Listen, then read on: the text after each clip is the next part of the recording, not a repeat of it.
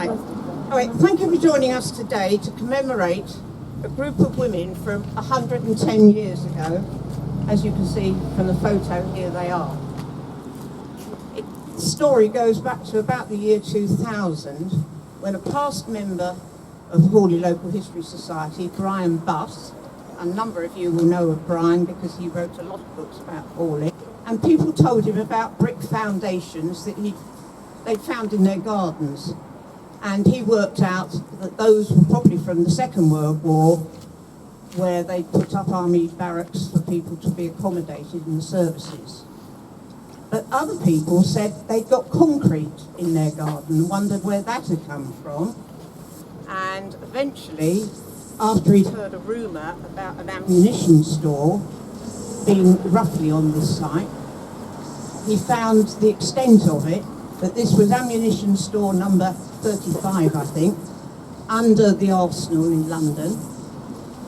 It extended all the way from Cheney Walk, roundabout, right down across Fairfield Avenue, down to the Ridgeway, and covered an area of about 15 acres, which he mapped out, and those are the little maps I've given you today so that you've an idea where it is, and that it wasn't right next to the railway bridge, which might have blown up, so that's why we've still got these arches.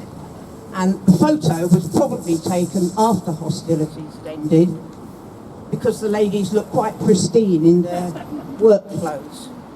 So that's the story behind that bit. Anyway, 1915 is the date we need to look at. The war had been on for over a year, and they were short of ammunition. They were also very short of labour, because so many men had gone to join the forces, and the government had quite a meeting about what should they do. They needed more ammunition stores for filling up the bombs.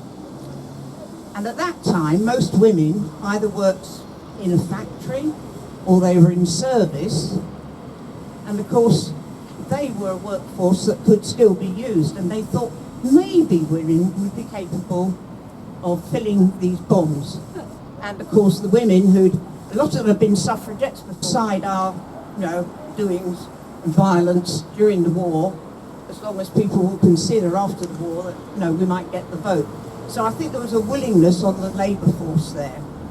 We also know that probably these women weren't all local, because although this picture's been around quite a long time, only 3 people have been identified from family archives. One of them was the Chester family, and Paul has got great associations with the Archway Theatre, and he has got a relation. Most of them would be involved in agriculture, and those were reserved occupations. Right, Horley, you see, was only about 6,000 people. It really was just a little village. So being near here, you've got the railway station, which was very good for, just having a little flat railway track to take the ammo down to the coast and across to France. So this was probably the reason why Horley was chosen.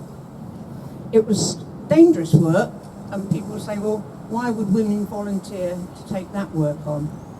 Well, if you've been in service, it was quite a lonely job, or you worked in whatever factories were around, probably not much in Horley, being an agricultural area.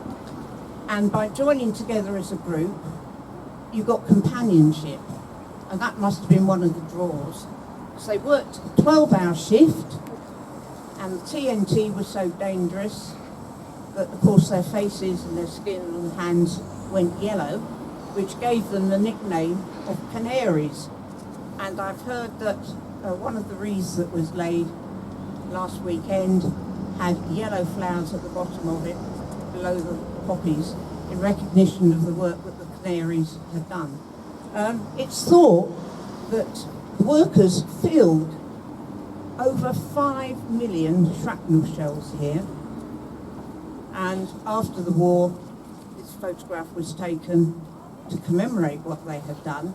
Some of them are wearing a triangular woolwork brooch, and that was probably the only recognition that they got. I would like to thank Eamon. He's the one that talks with an Irish accent, if you don't know him. He was continuing Brian's research to find out more about it, because all we had was this photograph and the little booklet that Brian had written. And he went round local shops, and he's got some people who've helped to pay to walk something towards the plaque, which is about to be unveiled. And I've just been given a list of who these people are. Darren Cook from Dapper Shoes, the staff at Ballard and Shortall, Michael Blight from Sound Secure, local councillors and our MP, Mel Blight, Blousy and B. Glossy. Keepsakes. Glossy, is it? Sorry. Collingwood and Bachelor. So that's what's paid for the plaque. And I hope this is just one plaque of many more that might follow, you know, when we find out things that people would appreciate knowing a little bit more about. I should like to introduce Dorothy Ross-Tomlin, who has been our borough mayor a couple of times and has kindly offered to pull the cord today to commemorate this occasion. Thank you. Can I say before I do how very honoured I am in this week of remembrance to be remembering these very brave women, particularly when one considers that in 1915 the government decided they were smart enough to do this important and dangerous work, and yet they haven't yet been smart enough to get the vote, which came I think 3 years later.